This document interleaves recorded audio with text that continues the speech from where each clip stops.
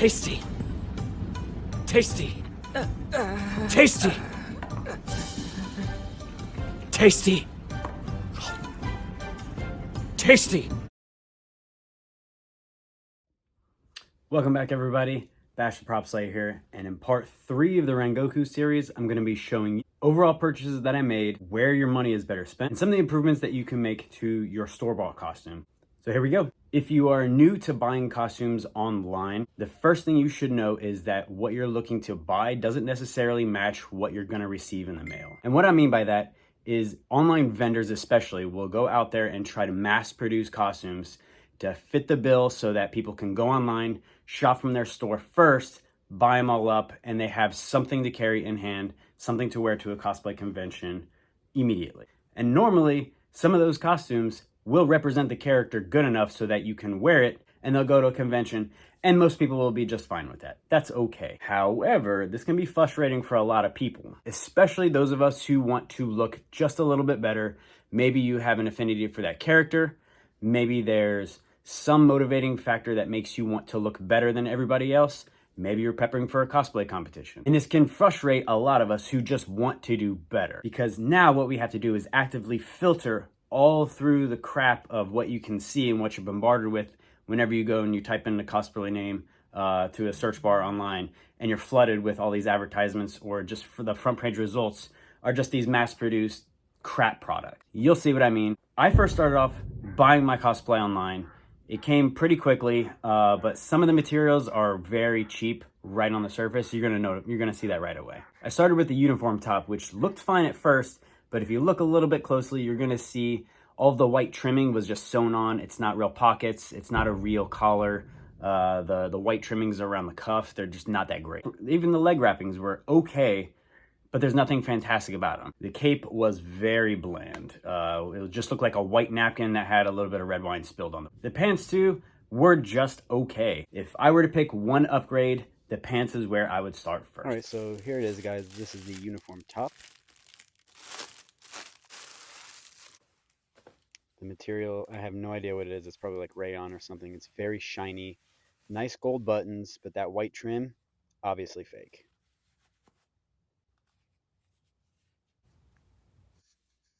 This is the test fit. I usually wear like a medium large shirt, and this one had to be an extra large. Here's the leg wrappings. Nothing fantastic about them. Cool design. And then finally the cape. And that was everything that came with the package, aside from a wig, which I'm not going to use. Here's the pants, very restrictive. I replaced these with something called Haram pants. Quick search, and these will get you something really, really nice. Definitely more accurate than what you're going to get prepackaged with all the other stuff.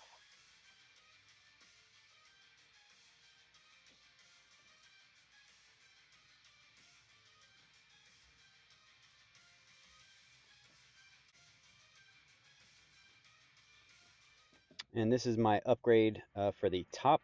If you look for a Japanese school student top, this is what you're going to get. It is much higher quality. The only drawback is the buttons. If you want like the true Hashira style, you're going to have to upgrade those to gold. And then this is the upgrade for the cape. This thing was awesome. Unlike the other costume pieces, this one came out exactly how it looked. Almost too good to be true. That silver dragon pattern is beautiful. Too many times I see cosplayers just take whatever uniform items, whatever cosplay items they get, soft parts especially, they'll just take it out of the package and just put it right on top of their bodies. Like I said, for a lot of people, that's okay. If you want to look a little bit better, you don't have to use any paints, you don't have to use any fancy techniques. Get out a steamer, which is what I did, and get those wrinkles out.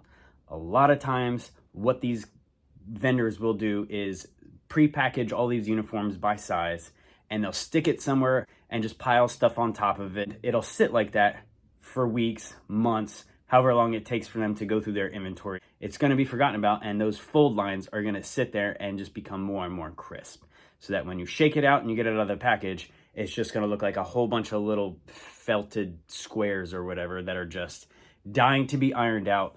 Do yourself a favor, even just if you throw it in the dryer, just to shake out some of those, some of the lines that have been folded into it, it'll look better, trust me. And this is me with the steamer. Enjoy. Fun fact, I'm using my snowboard as like an ironing board.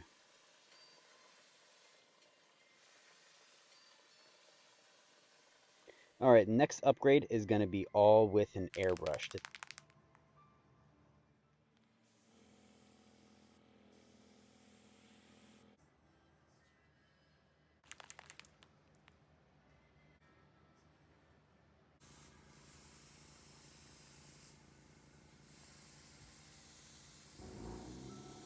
So I first started with some red, and then I slowly mixed in a little bit of yellow and some orange just to get a nice fade color gradient going all the way up the cape.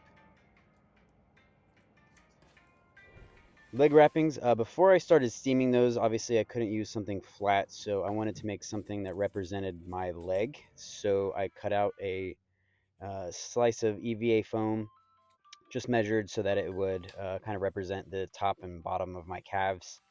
That way, when I steam it, it'll fall kind of like in the same way as if I were wearing it. Obviously, I'm not going to steam it while it's on my leg, so I had to get something to stand in for it.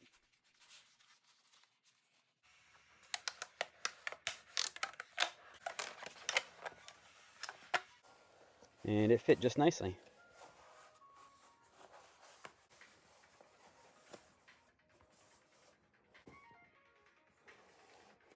And here, obviously, you can see the difference between what you steam and what you don't. This is also going to help out a little bit later when I, again, break out the airbrush and I add a little bit more detail to some of the flame effects.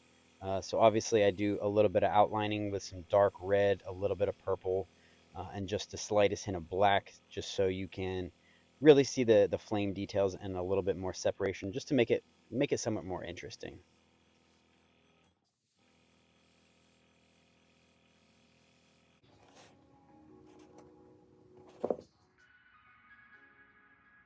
Then I layered up a little bit of yellows and some more oranges, and I progress up to some yellow and white mixture, just getting closer and closer to the inside of those flames, just to add some more depth to that paint. And one of the last things that I did, you can't really see it on camera, but I take out some all-clad holomatic spectrochrome, which you're going to see here in a minute. There it is. And I kind of went all over the flame effects to give it a little bit of a sparkling effect.